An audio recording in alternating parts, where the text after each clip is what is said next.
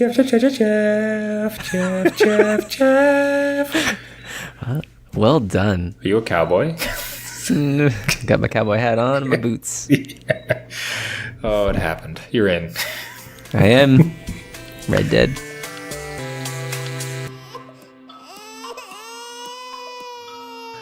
The adult beverages are poured, the kids are asleep. Welcome to New Dad Gaming, a show about fatherhood, gaming, and new fathers figuring out their gaming lives. My name is Trevor, and I have a 3-year-old and a 1-year-old.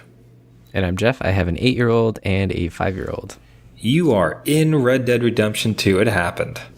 It did happen, finally. If anybody has been tuned into this show, it's because the Amazon order I had pre-ordered arrived a week late after launch, so... Yeah. Now, I want to get into all of that, but there's two quick things we wanted to hit first. So first will be like... So I broke my vow to not purchase any games until I was done my backlog. You know what? Yeah. Why'd you even make it? Yeah. You're breaking promises. And it wasn't... It was a nostalgia play, but an interesting nostalgia play, where a Humble Bundle came up for a bunch of titles within the Warhammer universe. Okay. So it was like $4. And to think about this, it wasn't like I grew up on this game. Like this launched with the Xbox 360 when I used to have an Xbox 360. Okay. The Dark Ages, you see. Okay. Before I saw the light of the PSVR kit. All systems are great. But I had a friend of mine worked at Relic, the company that output this particular title. This is like Warhammer 4000. I can't think of the full one, but it's an action game set in that universe. Yeah. And it ended up being one of the first things I'd ever pre-ordered, this title, because I wanted to support my friend. Good friend, he did incredible work on it. I think a lot of the interface design and some of the other animation stuff was his. So I was super excited. So yeah, like I want to support him. So I pre-ordered this game, first one I ever got. It was great because the game turned out to be great. Excellent, I should say. It was an excellent title. Like you felt so heavy.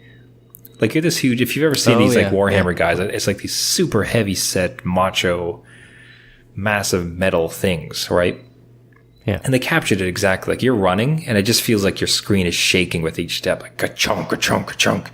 And then you're firing guns and like they just make it so over the top. So it goes, wow, wow. Like it was crazy. Like how nice. Up to that point, I'd never felt anything so impactful and heavy as far as a character and their weapon set.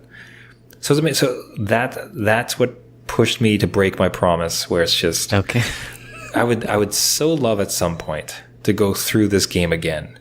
As penance, I should put on my backlog list, at the very least, right? Yeah, that's right. Yeah. But to go to revisit that game, to the first thing I ever pre-ordered, the support of my friend. Like if I can get to the credits and I could take a photo of his name in the credits and send it to him, like, hey, I did it again. Yeah. I would just love it. So I imagine it's one of those hooks we're going to keep getting tested on as dads, where it's not only the games we grew up with, it's also games of our teenage years, of our young adult years. Like perhaps like 20 years from now, we'll want to repurchase things like Red Dead or something, because like probably, come on, everything's being remastered, and I usually am a sucker for the remasters, so I totally see that happening. Yeah.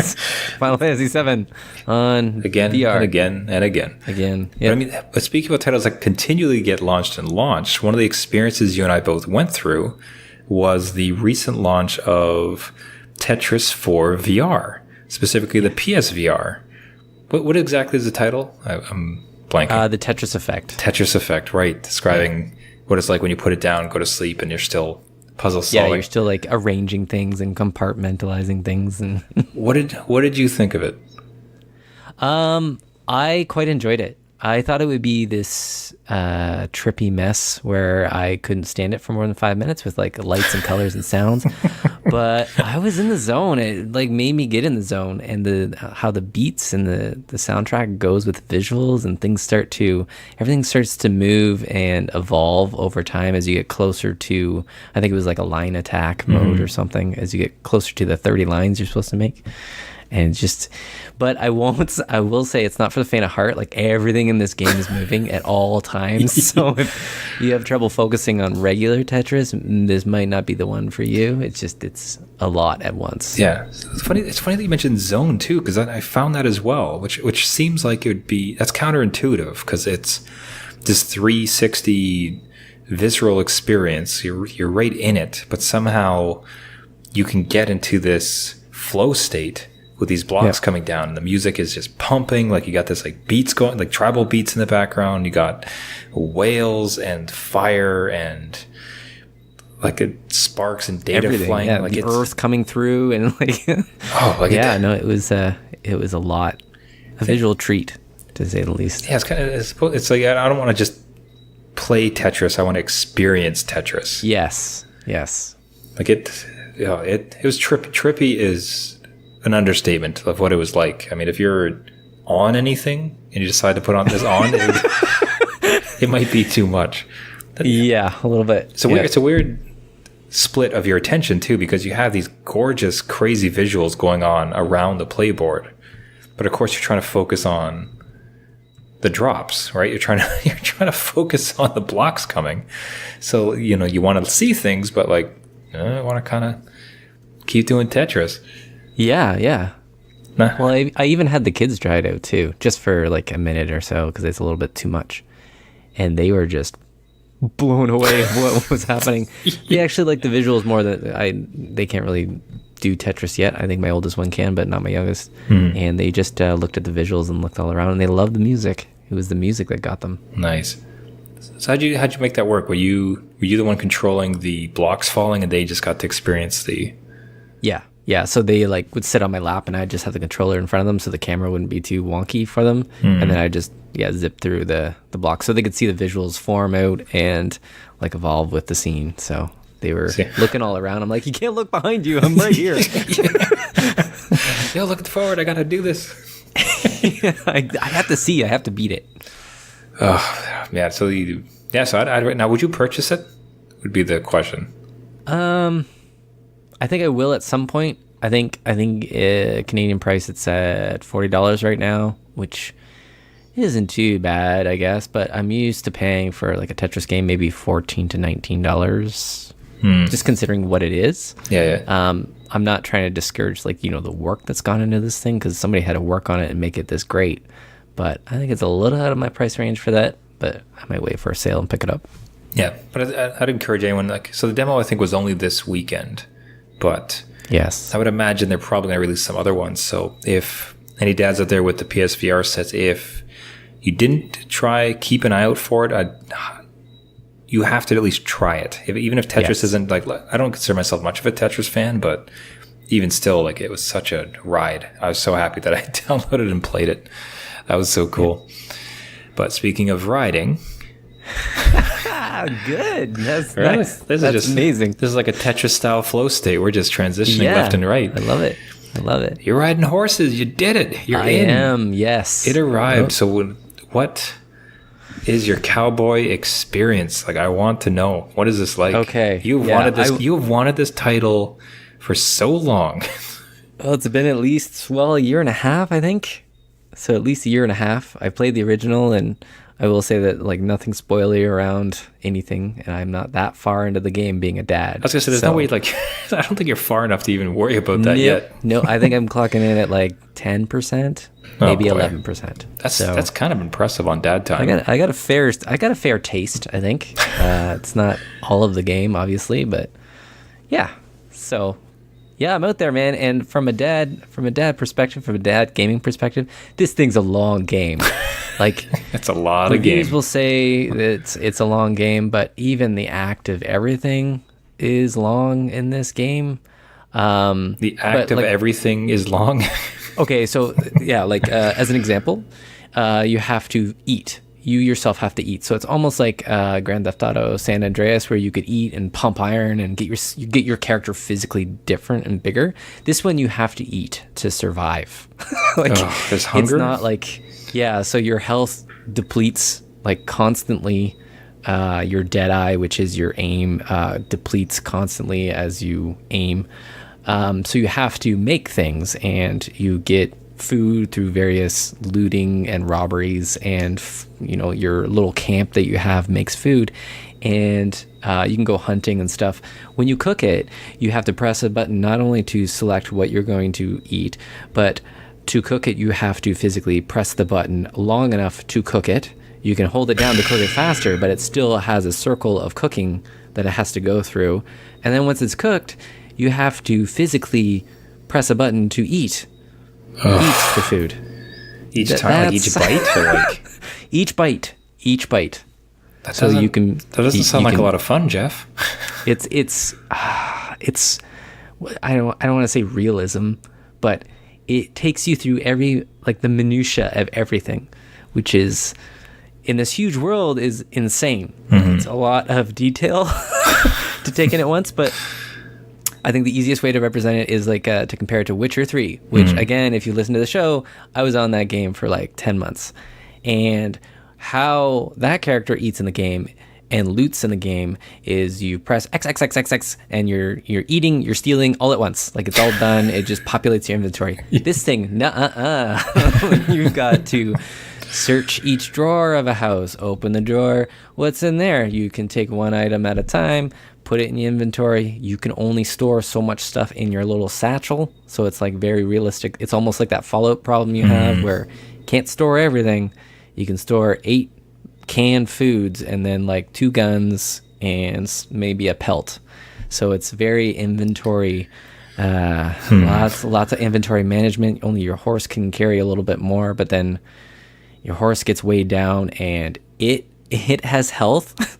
Oh boy. So your horse has health, and your horse has health is linked to almost the ride length that you can do. So if your horse is hungry, you have to feed it. And if it's dirty, it loses health more. Wow. Frequently, so you have to stop and brush it, which I don't know how improves its health, but it does. And then if you go over a rocky field that's not a path, that loses its health. So you can kind of see where there's a lot of micromanagement going on. So how does that? So I don't want to detract from it. So your impression of that. So all that's coming on. You're fresh into this game. You're seeing inventory madness. You're seeing true to life, eating and everything else. How does that strike you? Does it feel, that's part of this world in this game and I'm into it? Or I don't even want to say like it necessarily. It's more it feels of this game and fine. How's it striking you? Yeah, it definitely goes within the world of the game. So the game is very alive. Everything is, the towns are populated. Everybody's talking different lines all over the place. Nobody's repeating anything. They're all interacting with you. So if you're wearing something different, or even wearing a hat or not cleaning your clothes, they'll notice you and speak to you differently. So again, everything feels very alive. So all these actions kind of feels part of that. It's just not a game that you can kind of pop in, do 10 minutes and feel like you've completed something, because you haven't. Usually it would take you a couple hours to even do maybe a mission and maybe a little side quest, depending how far away those missions are, because that's another part of the game is riding to those missions and just kind of planning ahead on, what you need to bring with you. Again, all that detail is kind of in it. And if you are a fan of Red Dead Redemption 1, this kind of continues that. It just amps it up a little bit. So it's just a warning to people that think that they can go in and act like The Witcher and go around and kind of not worry too much about things, where this is not really like that. And there's no option to turn it off. Okay, so this is, so it's not pew Western. This is really, a Western simulator. That kind of sounds like. Yeah, almost like a survival game. You would never want to run into a bear into the forest. Again, it's something that's a bear. I could kill it with my gun. Oh my God, no, I can't. Not likely. Which it makes you afraid of forests, which I think is kind of neat for a game to do. It's you have to properly prepare to go into that forest and hunt that bear for the pelt or the meat or whatever. So again, part of the world. Well, give us a couple of tastes. Even if it's a mission, what's been one of your standout experiences so far? If it's completing a mission or some random bear situation. Yeah, I will say The visuals in this game are off the hook. They are on another level. It's like God of War on an overworld. It's like it's insane detail. One of the missions that I've done is a train robbery, which is insane. It's amazing. It's like the steam locomotive, right? They're going, the steam's pumping in your face. You're swinging on the cars, and you're going through the cars, kind of like if you played Uncharted. It's almost like that within the game. Wow. And you're swinging from these cars. You have to shut off the train engine. You have to blow open like a vaulted car that has all the money in it and stuff.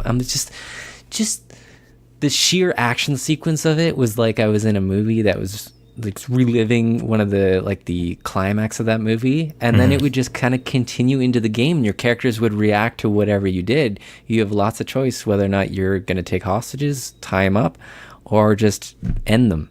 So, and each one has like a little dialogue line with it. Yeah. Like some of your characters are like, yeah, you should have shot him, and the other guy's like, what you could go and do that for? Like, so it's I don't know, it weighs on you a little bit, and it's just it's a well-crafted mission structure so far, and even the side quests don't feel like side quests. So I think that's almost the issue with the game, because everything feels like you should do it, like all the time. And it's going to be just it feels like it'd be limitless. Like it sounds like it's like a game, take over your life, spend the next 2 years on it, not see everything still. Yeah, could be. Easily. So I think so. Don't mean to press you, but I want one more taste. Like, what's one more story, one more mission? Like, what's another like a notable situation you found yourself in this Western? Okay, there's well, that's not really spoiler, but there's a snowy area, and you have to lead your carriage through this pathway, and then within the snow world, it kind of disrupts your carriage and your sight lines and things, and things go haywire. Let's put it that way. Things go haywire. You're kind of lost in this snowy wilderness.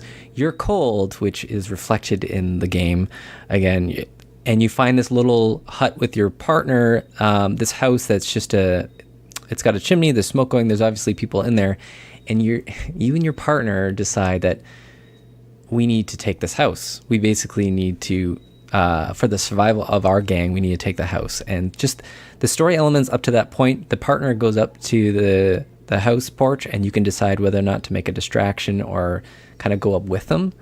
And if you hang back, things go wrong in the conversation, and then there's a brawl and a gunfight, and things kind of escalate from there. And you end up taking the house, and then you're looking around at photos in the house that are of these people that you just took. And you're just kind of reflecting on that. Like, they didn't need to do that, but there's like, notes from like, I don't know, this Sunday afternoon that they had together, and these other things, mementos. I'm like, well, I didn't expect the game to kind of hit me like that, which is kind of like it was only 2 days away from Cowboy retirement. Why? Yeah. It's just kind of a neat thing to do. And again, it makes it feel more real, and that my choices really did matter. Like, what if would the game have progressed if I just not found that house and gone away, or, gone up with the guy and kind of made the conversation happen differently? But again, it's a neat little thing, and I hope to have more of those missions where it's not really like linear. You can kind of choose your own path, because I end up accidentally.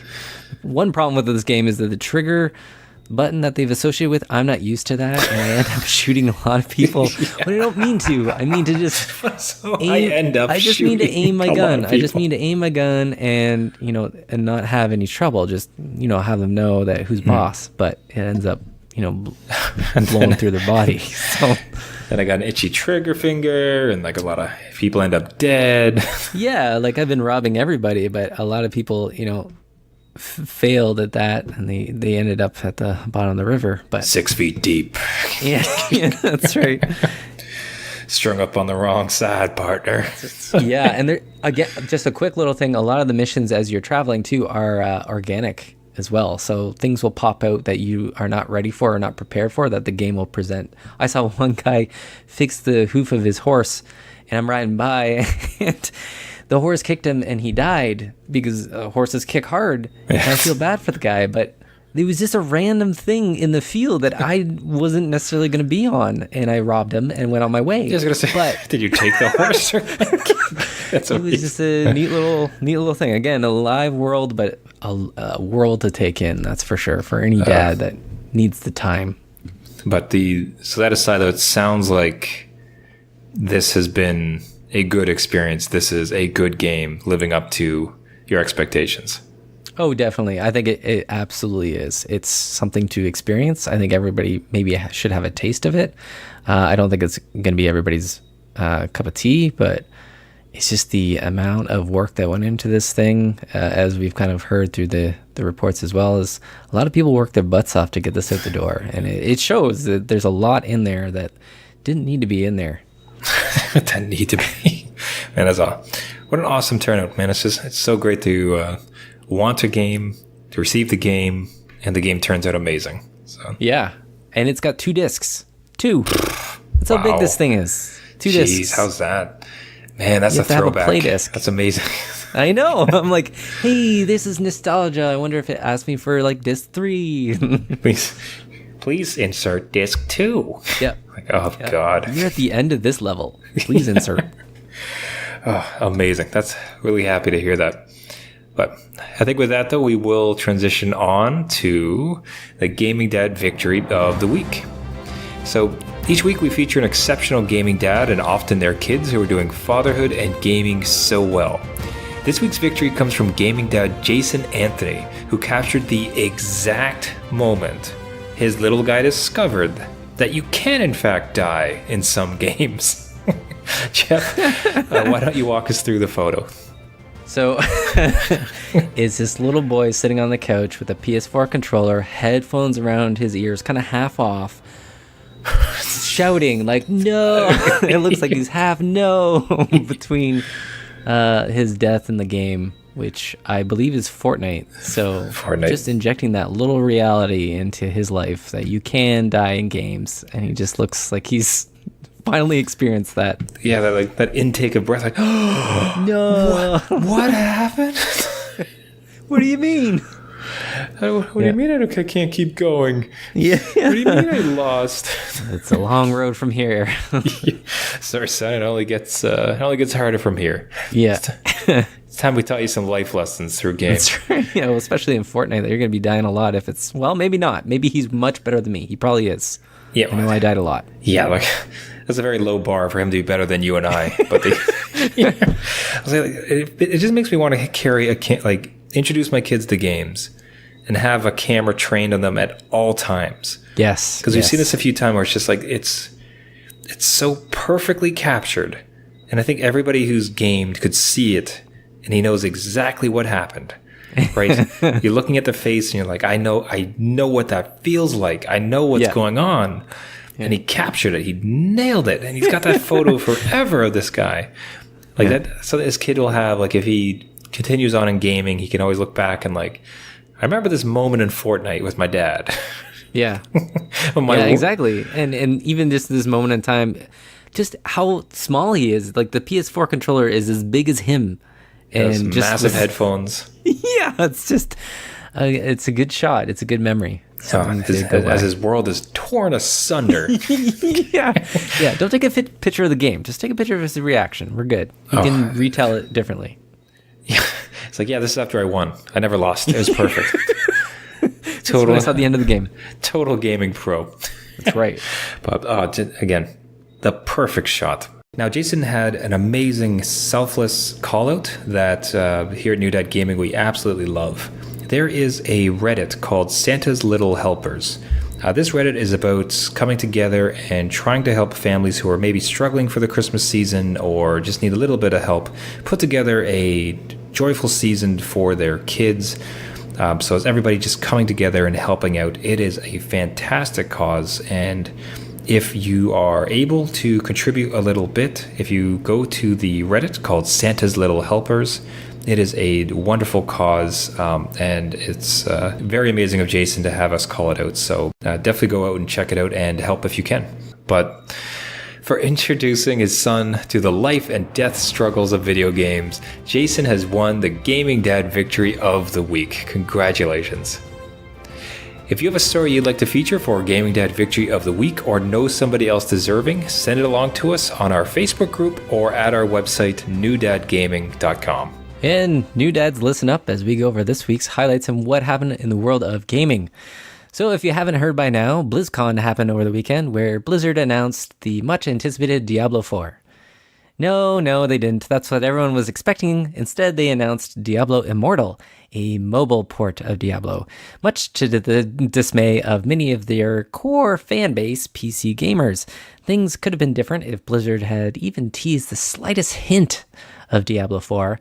But now there's apparently sources saying that was actually supposed to happen, but it was changed just a few weeks ago.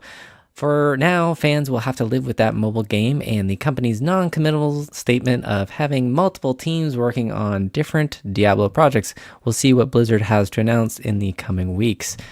And parents have spoken out against dancing on the Switch.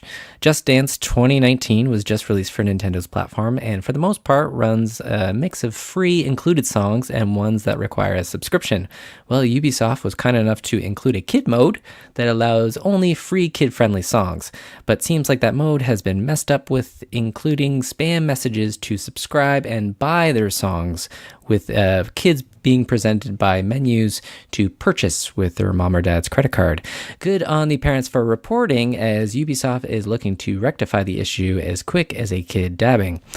And speaking of the Switch, rumor has it that YouTube will finally be making its way to the system this week. Seems that Nintendo slipped up on its website and listed the app to be available for download on November 8th. Fingers crossed this happens so that the console can finally be brought into 2018 and mirror its older cousin, the 3DS, who has this app and has had it for multiple years. All that's left is Netflix and a web browser of some sort to complete the package, and then you can take most of your online gaming on the go. And Tencent, one of the largest gaming investors and owners of blockbuster games like PUBG and League of Legends, will start checking the age ID of its Chinese players against police records. The company has responded to pressure from the Chinese government that too many hours of video games are making kids go nearsighted and flunk out of school. Tencent will take measures to ensure that its users 12 and under are only allowed an hour of playtime per day, where 13 to 18-year-olds get double that per day. Most recently, they've introduced technology that actually blurs the screen of their mobile games if underage users look at it too closely. Ultimately, Tencent hopes to have most of its properties restricted in China by 2019. And some quick news bites that might be interest to some gaming dads with PS4s out there. Rumor has it that PUBG will finally make an appearance on the system next month in December, so gather your frame drops and prepare to dive into that one. Also, the Path of Exile is moving from the Xbox and PC over to the PS4 by the end of the year, so if you're an action RPG fan, be prepared to be overwhelmed and start your character build sheet ASAP. As for game releases, some of this week's highlights include Grip Combat Racing for the PS4, Xbox, and PC, Moonlighter for the Switch, Jagged Alliance Rage for Xbox and PS4, The Forest for PS4 and PC, and Road Redemption, which is not confusing at all to a certain title that was just released. It's the PS4 and Switch, with Xbox coming soon. And the PS Plus freebies were also announced for November, which include Bulletstorm Full Clip, Yakuza Kiwami for PS4, and Jackbox Party Pack 2 and Arcando for the PS3. And if you still have a Vita out there, you can see Burly Men at Sea and Roundabout. That's it for the gaming news this week. Catch a nap and tune in next week for another update. Man, so the BlizzCon Diablo thing is definitely the thing to speak about, but real quick bites. Have your kids ever gotten into the Just Dance or any of the dancing games at all? Yes. Oh, yes. So they do it in gym class at school. With actual consoles? No, they watch a YouTube video. They think they're playing. That's dirty. So the teachers play a fake game, like video of the game. It's one way to get around licensed music, I guess. I don't know. And the kids all so they think they're all doing perfect dance moves, but meanwhile it's somebody on YouTube that has mastered it and completing it. And how does that they just seem so that's so weird. It's the same thing. They're still dancing along. They're still getting active. I guess that's I don't know. It's not even so forget the fact that it's not the system. Okay. Yep. It's just more so that the exercise we're going to give our kids is this dance game. as opposed to Yes. dodgeball, soccer, Well, sprinting. it's with that as well, and this is their dance break. That's like just Yeah, that silences I me just- trying to process. That Yeah, feels weird. welcome. Man. Yep. Not to, like, it's not like dance is weird. Kids shouldn't do it. Like it's No, great no, coordination. It's a lot of fun. Like yeah, fine. But just I guess I'm trying to put myself back when I was like a kid, and they brought me in and put up a YouTube video of a dance game, and I'm sitting there like dabbing and like sliding along. I'm glad we don't have video, so no one could see the dance moves I just did. I remember being in gym class on this, and they would teach us dancing, like square dancing and line dancing and stuff. Really? I didn't get that. And it wasn't the greatest experience. So if I had a YouTube video of something that's a little bit more modern, sure, why not? I'm up for it. Just lesser two evils there. Man, well, I mean, gaming dads, like, write in and let us know. What's something we haven't? No, not your personal dance thing, but I'll say, like, from the we hear a lot of Overwatch, No Man's Sky, Fortnite, as far as like gaming experiences. Like, we haven't seen a lot of dads espousing the dancing part of it. So I'd be curious to hear if like gaming dads have experienced this or are big proponents or against it. But yeah, anyways. All right, so the Diablo Immortal. Yeah, it's like, did you watch that? I didn't. So I didn't watch the announcement. I didn't have a lot of stake in it. Right. You remember that I bought Diablo 3, appreciated it, never beat it. I've never beaten it either. Yeah. And it's just one of those. It honestly felt like a MOBA to me, in the sense that I had good friends who were gamers, and they were there. There's seasons, I think. Yes. There's this whole there's these layers and levels that I just was so far beyond understanding. But they were knee deep in it. They loved it. They were there every season. It was great. So I could appreciate it. But it was a reminder of how far removed I am from gaming. Sometimes it feels like there's a whole wave of like online MOBAs and like this type of thing where it's like, what's a season? Like, where's the princess that I save? I don't know. I get you. Yeah. But anyways, you're kind of got a taste of it with Hearthstone. At least that had like ranking. I don't know. That's like you versus me, and if I win, I get points. Like, it's very like. But this is like you. Like, I don't even know how the seasons work. Like, do you lose gear and then you have to start fresh, or is it like you keep your gear, but this season there's new stuff? Anyways, I'm not knocking. I'm just saying, like, it was always a reminder of I'm so confused with modern gaming sometimes, despite my love of it. Yeah. Anyways, but it was a amazing game. It was an excellent game, and to watch the replays of particular parts, the guy who asked if it was an April Fool's joke. Yeah. The guy that demanded if some of these features that they've been asking for that are showing up on this mobile game would come back to desktop. No, it wouldn't. No. Like that was so deflating. Like, it was so tone deaf. It's amazing that they thought that was going to go over well. It's like, these people, you have, and the comment, especially the comment which is insulting, was like it's like, don't you guys have phones? Like that to me was, like you said, tone deaf. Like, you can't you can't try to get people to buy your game by like insulting them, but they're legitimately coming to you with a criticism, and you're just like, no, we made this. Why don't you love it? You love us unconditionally. Why don't you speak up and just buy it? Don't worry about it. Which, to me, like, they've made some missteps over the years for sure. I remember the auction house when that launched in Diablo 3, and there was a huge backlash, and they got rid of it, and then it came back in some other way or something. I don't know. But now I just see you have in-app purchases now for Diablo. Yeah. There will be a mobile style, you died, buy potions to revive yourself. So that's like, that's if anything, it's sad enough that, like, instead of a true title, they released that. Okay. Like, it depends on your kind of commitment to that series. Fine. Because let me pitch it this way. Imagine the entirety of Diablo 3. All the depth, all the fun, all the crazy customization, the seasons. Imagine that entire game encapsulated in your phone on the go, and you can pay $20 and you have it. Like that's the Switch, right? They just released it there. Right. I'm just thanks, Jeff. Come on, work with me. Bam! We're gonna get there. Bam! You need a Switch. That's what you need, honey. I just think if that was the actual proposition, yes, I think people could look at that and say, okay, that's kind of cool. That's interesting, right? Like yes. I can take a full, complete Diablo experience on the go.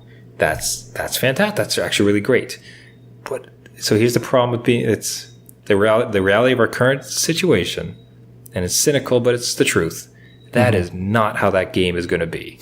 No, absolutely not. That game is going to be microtransactioned through the damn teeth, and everybody knows it. And that's like, I don't know if it's kind of a turning point, because for the longest time, I think these companies maybe think they can get away with it. Yeah, where it's like, we'll just microtransaction them to death. And look at EA, right? Battlefront 2.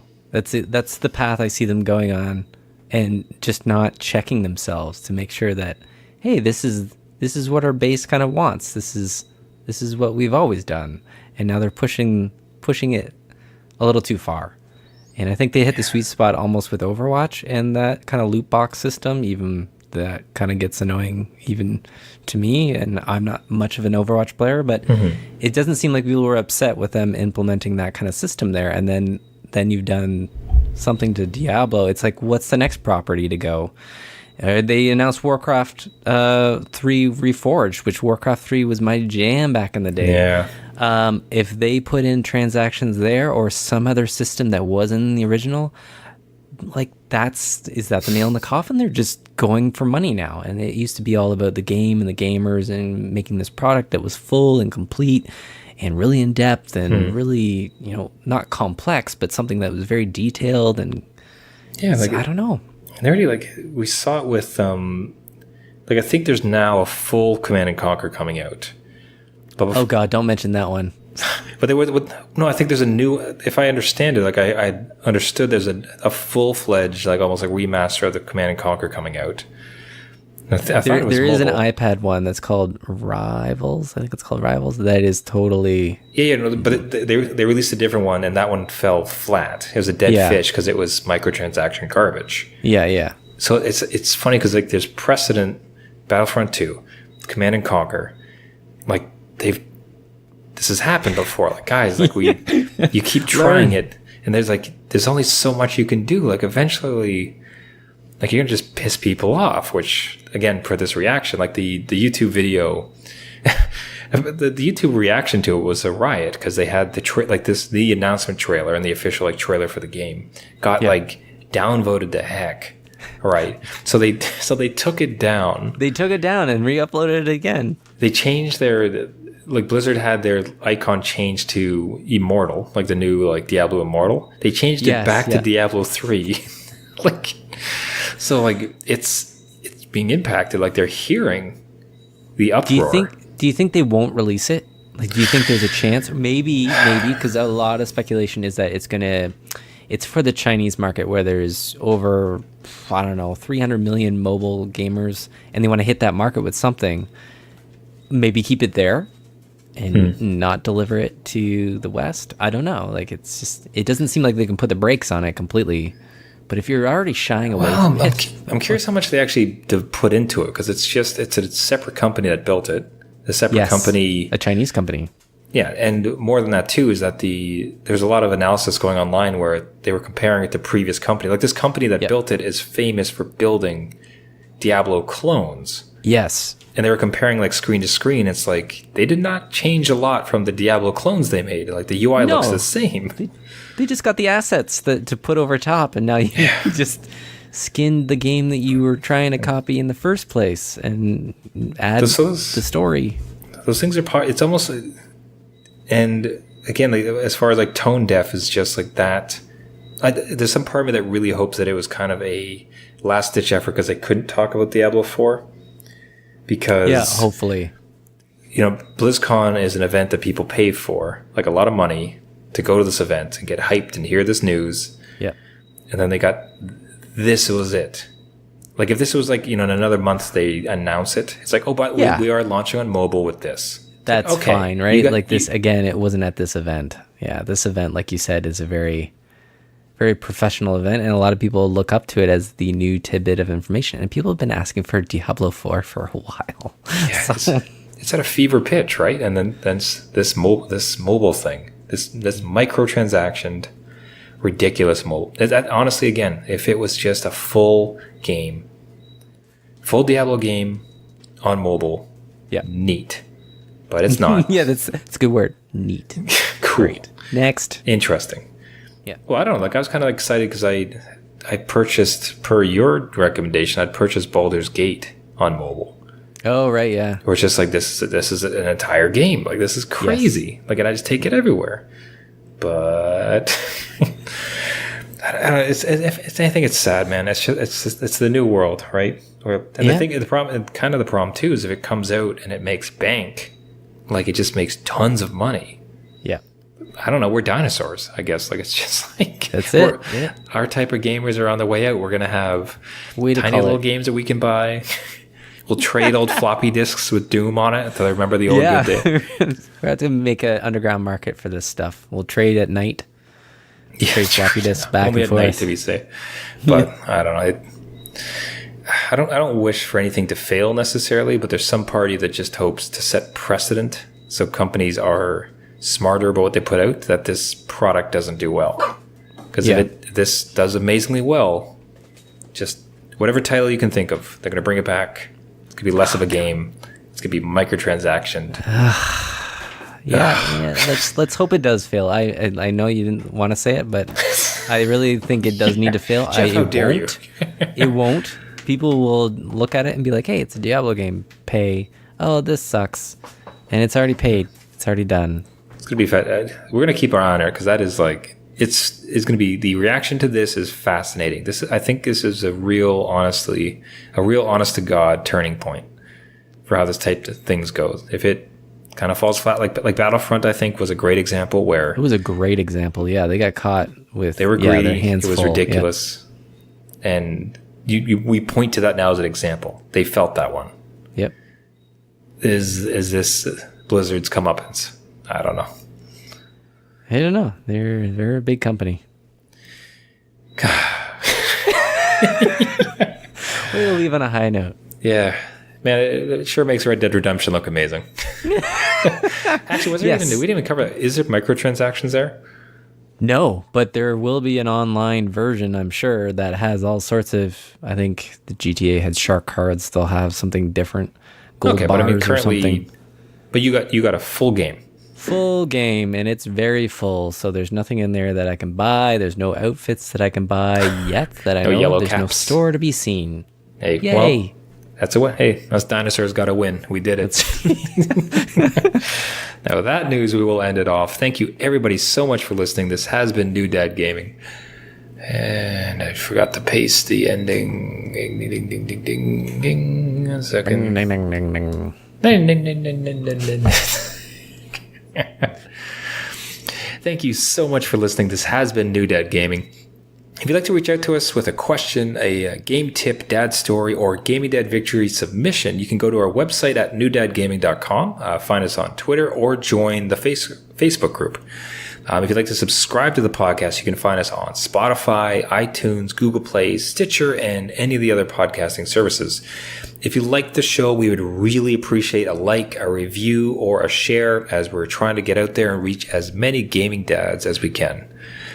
Got to stick together, dinosaurs. For that. How do we get our Cowboy games otherwise? That's right. Until next time, my name is Trevor, and I have a 3-year-old and a 1-year-old. And I'm Jeff. I have an 8-year-old and a 5-year-old. You do that so well. Yeah, I've been practicing. Yeah. I can't play the game, so I just do a whistle from time to time and dream. It works until you can. One day. One day I'll go on dad's sale. Don't worry about that. See you next week. See ya. Howdy.